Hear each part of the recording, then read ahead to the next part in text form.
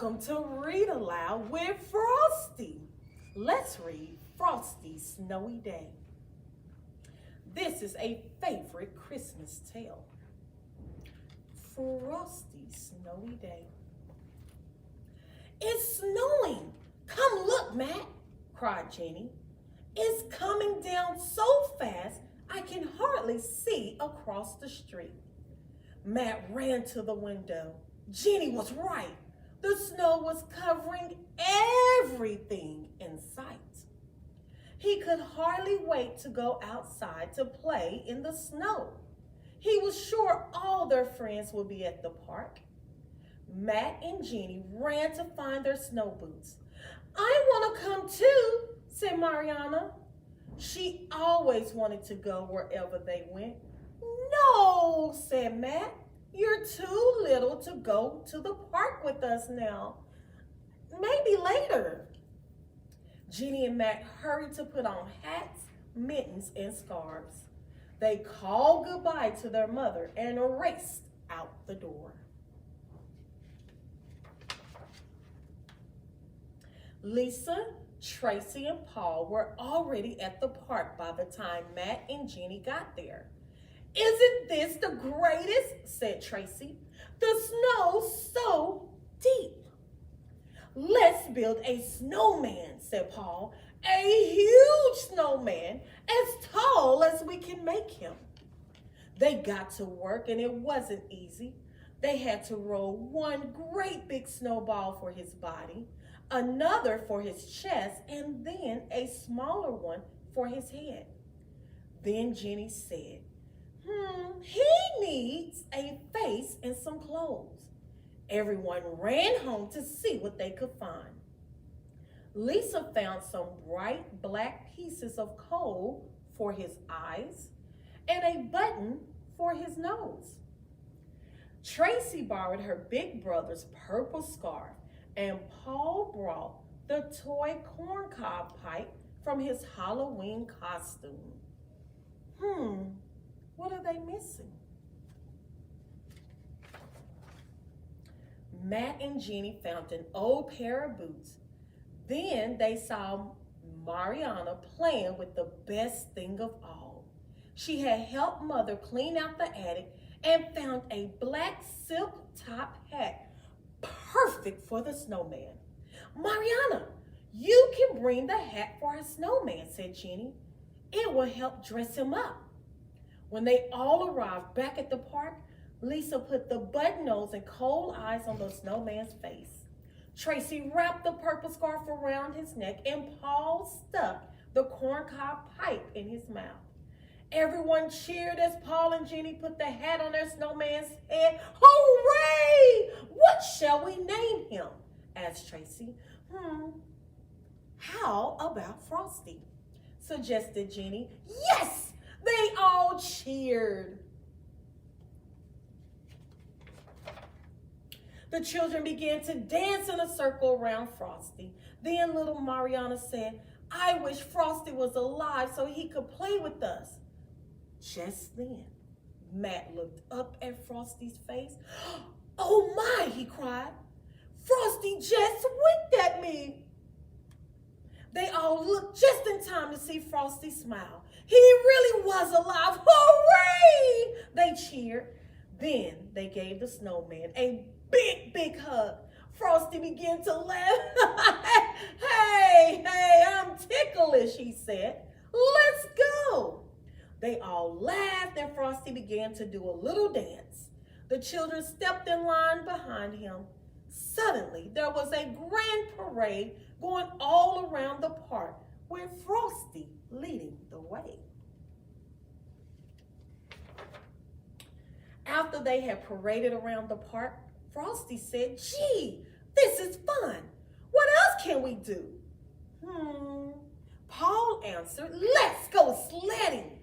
They poured their sleds to the top of the hill and got ready to have a race. Oh no, said Matt. What are we going to do now? Frosty is too big to fit on any of our sleds. Don't worry about that, laughed Frosty. Remember, I'm made of of snow. All I have to do is lie down and slide. Watch! Frosty was right. He could slide as fast as the fastest sled just by lying on his back. What a race they all had. I wonder who won that race. That night, Jenny, Matt, and Mariana could hardly wait to tell their parents about Frosty. A snowman who talks, dances, and sleds, said their father. Well, I'm afraid that's something I have to see to believe. But Frosty is a very special snowman, said Matt. And tomorrow we want to take him ice skating. May we borrow your skates? Sure, said their father. Since he's made of snow, I guess he won't get hurt if he takes a spill or two. Early the next morning, the children ran to find Frosty. Wait until you try ice skating, said Lisa. It's even more fun than sledding. When Frosty saw all the skaters on the pond, he said, oh, I don't know. That looks kind of hard. Should Frosty give it a try? Let's see. Frosty bravely put on his skates and started off slowly. Hey, this isn't so hard, he called. You were right, this is fun. He learned to skate in a figure 8 and even to lift 1 foot high in the air as he skated. Whee! He shouted, tipping his hat as he whizzed by the kids. After a while, the children began to get cold. Come on, Frosty, said Tracy. Let's go into the warming house and warm up. My hands are freezing. They stepped into the little warming hut. Their hands and feet began to warm up, but they had forgotten something very important. What did they forget? Frosty was made of snow. Whee! This place doesn't feel good to me, he said. I'll wait outside. I think that's a pretty great idea for Frosty to wait outside. Frosty waited for his friends outside.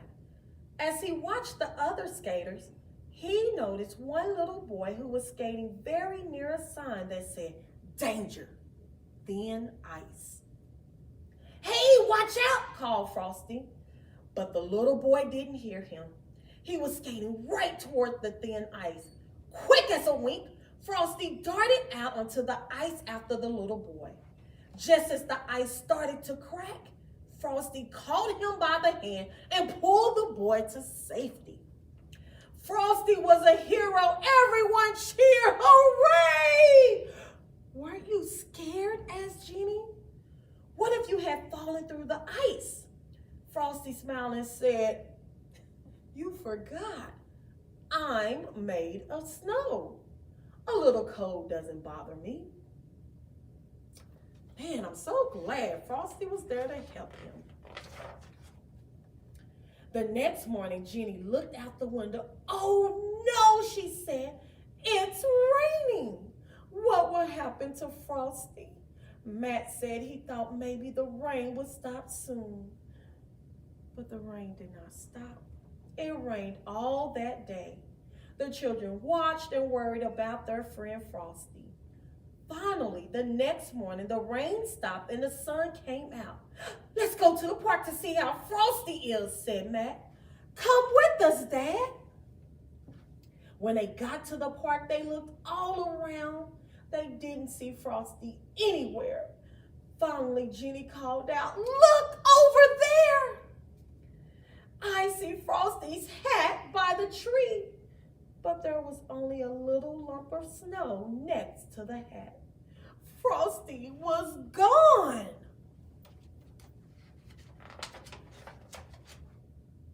They all stood looking at the hat in the little pile of snow. Mariana picked up the hat sadly. Then their father smiled. Look, he said, there, under Frosty's hat. He left a promise that he'll be back next year. And sure enough, there it was. A little flower just the color of Frosty's purple scarf had pushed up through the snow. It almost seemed to smile and say, see you next year.